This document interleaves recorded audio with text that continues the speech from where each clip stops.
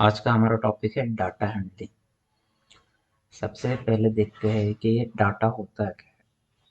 What is the meaning of data. Data means अगर simple language में हम बोले तो इंफॉर्मेशन।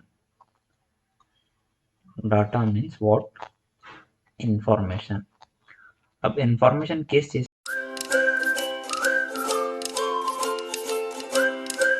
का इंफॉर्मेशन।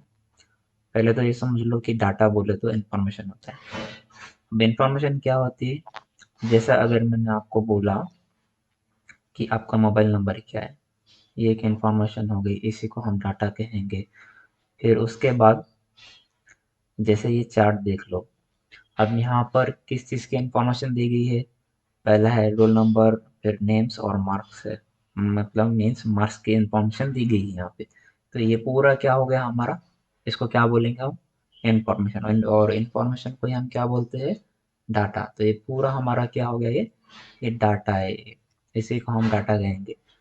रोल नंबर भी हमारा डाटा है, नेम्स भी हमारे डाटा है, मार्क्स आउट ऑफ 50 ये मार्क्स भी हमारे डाटा है। ये सब डाटा में शामिल होता है। ये किस चीज़ का डाटा था, ये मार्क्स का डाटा था। अब देख लो, ये क्या है, टेम्परेचर ऑफ सिटीज का डाटा है। जैसे अहमदाबाद में मैक्सिमम टेम्परेचर 38 था, मिनिमम टेम्परेचर 29 था, डिग्री सेल्सियस था। अमृतसर में 37 था, 26 था मैक्सिमम मिनिमम। बैंगलोर में मैक्सिमम कितना था, 28 था। मिनिमम कितना था, 21 डिग्री सेल्सियस था। चेन्नई में कितना था, 36 डिग्री सेल्सियस था। मिनिमम, मैक्सिमम 36 डिग्री सेल्सियस था और मिनिमम 27 डिग्री सेल्सियस था। ये क्या है, ये एग्जाम्पल है। ये किस चीज़ का एग्जाम्पल है, ये सब डाटा है।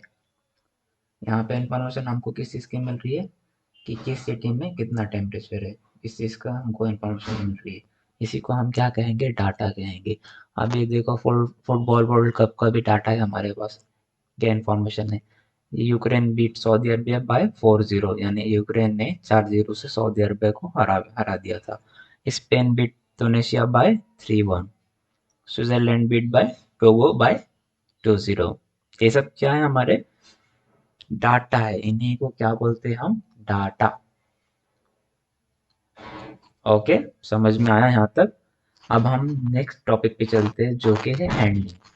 हैंडलिंग के माने क्या होते हैं, what is the meaning of handling. Handling means simply, handling means simply organise करना या अरेंज करना। इसी को हम क्या बोलते हैं, हैंडलिंग।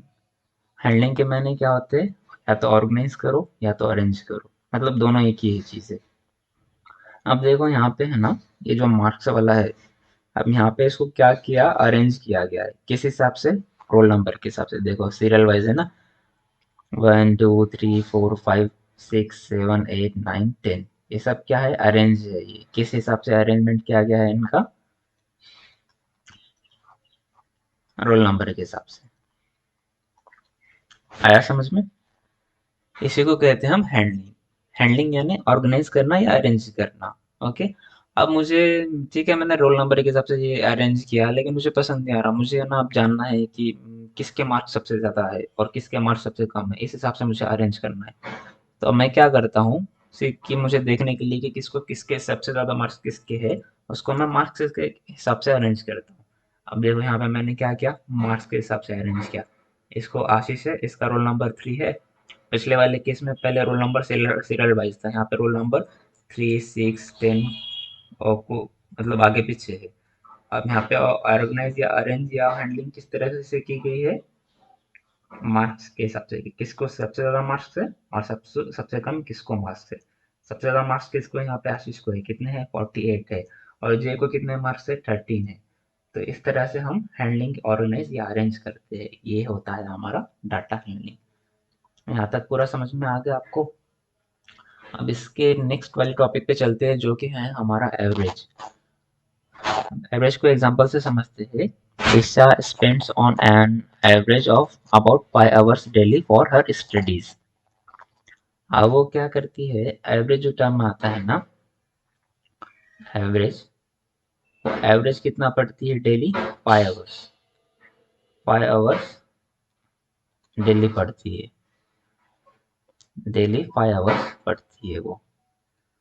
मतलब इसके क्या माने हैं, हर दिन उन्हें 5 घंटे, एग्जैक्टली 5 घंटे ही पढ़ेंगी, और सिर्फ हर दिन समझो, अब मंडे को भी 5 दिन पढ़ा, ट्यूसडे को भी, सॉरी, 5 आवर्स पढ़ा, वेडनेसडे को भी 5 आवर्स पढ़ा, थर्सडे को भी 5 आवर्स पढ़ा, फ्राइडे को भी 5 आवर्स पढ़ा, सैटरडे को भी 5 आवर्स पढ़ा, संडे को 5 आवर्स पढ़ा, ऐसा तो नहीं होगा ना, है ना। वो कभी उसने क्या किया होगा, मंडे को 4 घंटे पढ़ा होगा, ट्यूसडे को 6 घंटे पढ़ा होगा, वेडनेसडे को 5 घंटे पढ़ा होगा, थर्सडे को 1 घंटा पढ़ा होगा, फ्राइडे को 3 घंटा पढ़ा होगा, संडे को 3 घंटा पढ़ा होगा, फ्राइडे सैटरडे को 3 घंटा पढ़ा होगा, संडे को 4 घंटा पढ़ा होगा, है ना।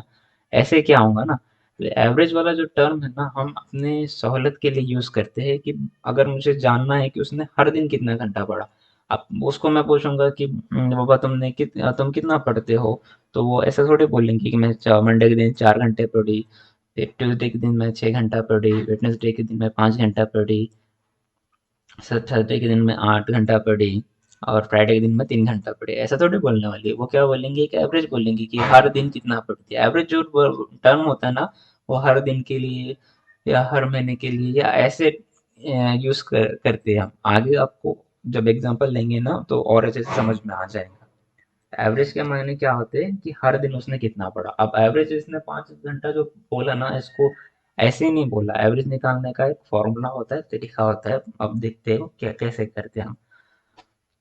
अब एवरेज को ही हम क्या बोलते हैं, अर्थमेटिक मीन। एवरेज ही हमारा क्या होता है, अर्थमेटिक मीन, या सिंपली हम इसको सिर्फ मीन कहते हैं। एवरेज,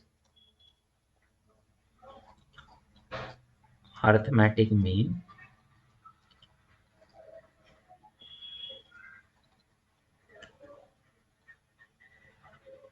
और मीन, ये तीनों एक ही चीज है। अगर क्वेश्चन में बोला आपको एवरेज निकालो, तो भी आपको अर्थमेटिक मीन ही निकालना है।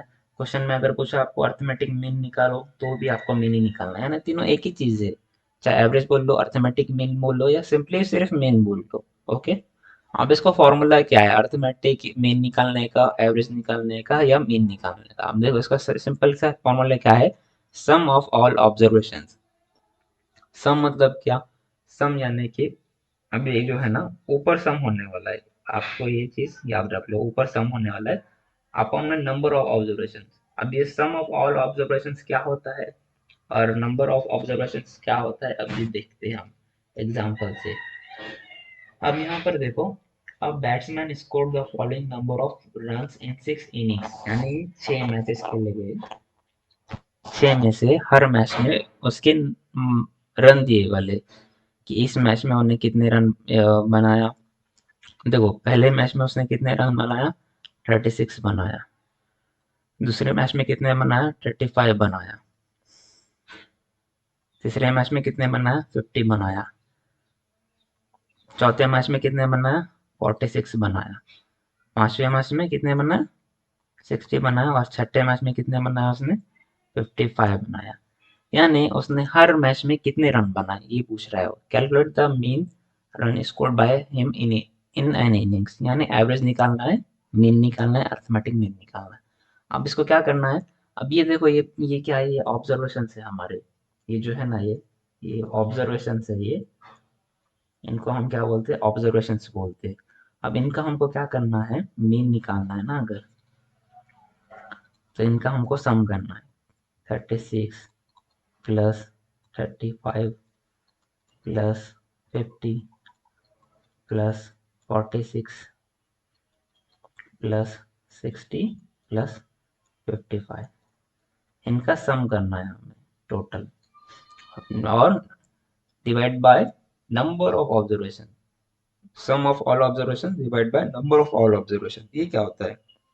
नंबर ऑफ ऑल ऑब्जर्वेशन के मायने क्या है, कि कितने ऑब्जर्वेशन है, जैसे कि 1 2 3 4 5 6, कितने 6, तो यहाँ पे हमारे पास कितना आ जाएगा, डिवाइड में 6 आ जाएगा। जितने भी ऊपर नंबर्स रहेंगे उतना वो नीचे आ जाएगा उनका। अगर अभी भी समझ में नहीं आ रहा है, तो और एक एग्जांपल से मैं समझाता हूँ। पहले इसका देखते हैं मीन कितना आता है, कितना आता है इसका मीन। इसका सम कितना होगा? इसका सम कितना होगा? कितना होगा इसका सम? 36 कितना होगा? 20/6, जो कि कितना आ जाएगा हमारा? 47।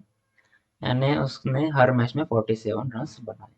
इस तरह से हम क्या कैलकुलेट करेंगे? मीन कैलकुलेट करेंगे, या अर्थमेटिक मीन, या एवरेज। अब हम नेक्स्ट टॉपिक पे जाते हैं। आशीष studies for 4 hours, 5 hours and 3 hours respectively on 3 consecutive days। consecutive days का मतलब क्या होता है? एक के बाद एक, जैसे मंडे, ट्यूसडे, वेडनेसडे। अगर फ्राइडे से शुरू किया तो फ्राइडे, सैटरडे, संडे, ऐसा। इसको हम कॉन्सेक्यूटिव, यानी एक के बाद एक आने वाली, उसको हम कॉन्सेक्यूटिव डेज बोलते हैं। तो उसने क्या किया कॉन्सेक्यूटिव डेज में? जैसे मंडे को उसने क्या किया? 4 hours पढ़ा। ट्यूसडे को उसने क्या किया? 5 hours पढ़ा। और 3 hours वेडनेसडे को उसने क्या किया? 3 hours पढ़ा।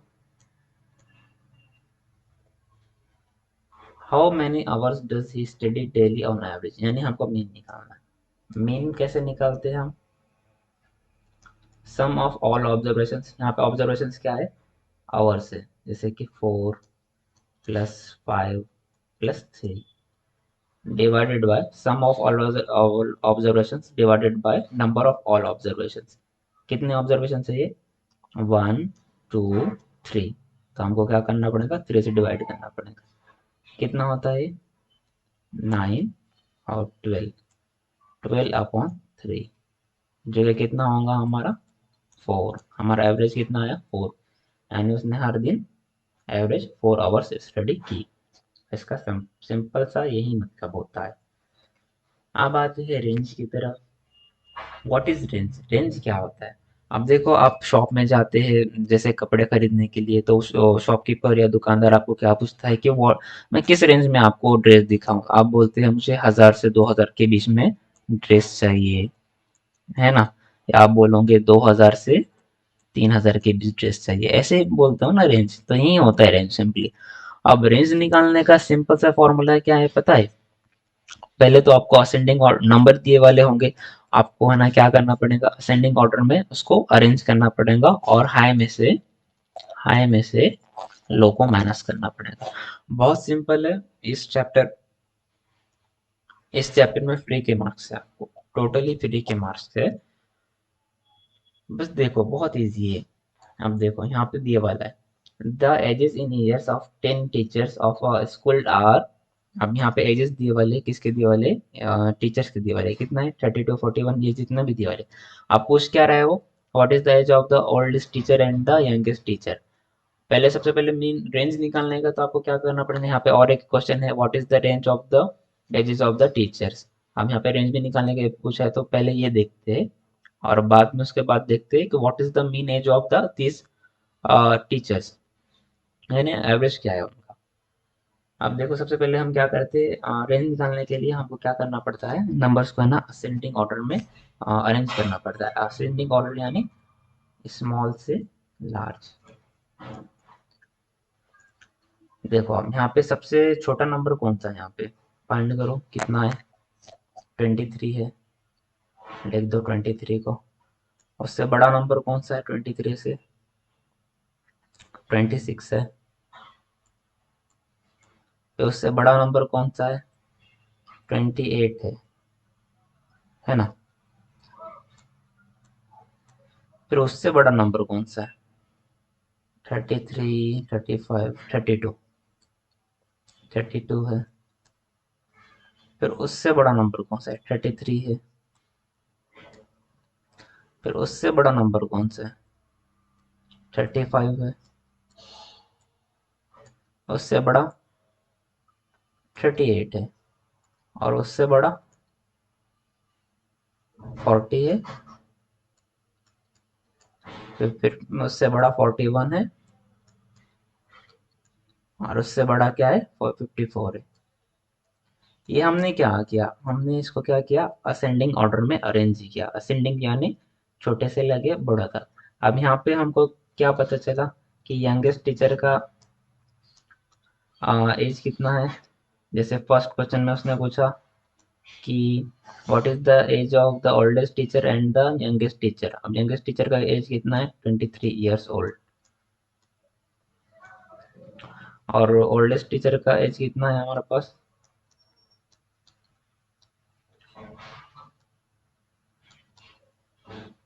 54 ईयर्स। अब रेंज किस तरह से निकालते थे, देखो रेंज निकालना बहुत इजी है। देखो आपको क्या करना है, हाई हाई में से लो माइनस करना है।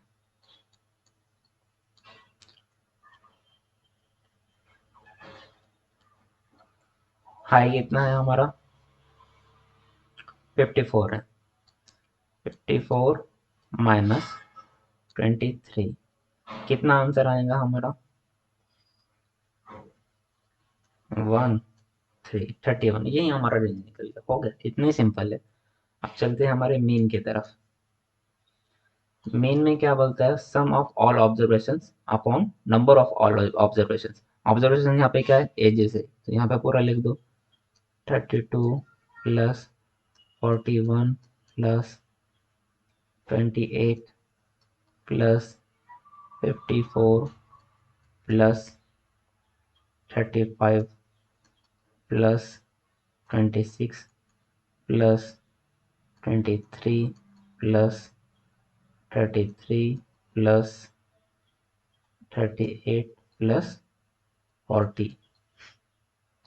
इनका क्या कितना है, ये कितने एजेस है, 1 2 3 4 5 6 7 8 9 10। 10, इनका सम कितना हो जाएगा, 350 अपॉन 10, कितना आया है, 35। कितना इजी है, कितना सिंपल है, कितना इजी है। फ्री के मार्क्स से टोटली आप इसको फ्री के मार्क्स से, अगर आपको एडिशन आता है, सब्ट्रैक्शन आता है, मल्टीप्लिकेशन आता है और डिवीजन आता है, तो ये पूरा चैप्टर में आप फुल मार्क्स इजीली स्कोर कर सकते हो, बहुत इजी है। अब हम चलते हैं हमारे नेक्स्ट एक्सरसाइज की तरफ, जो है 3.1।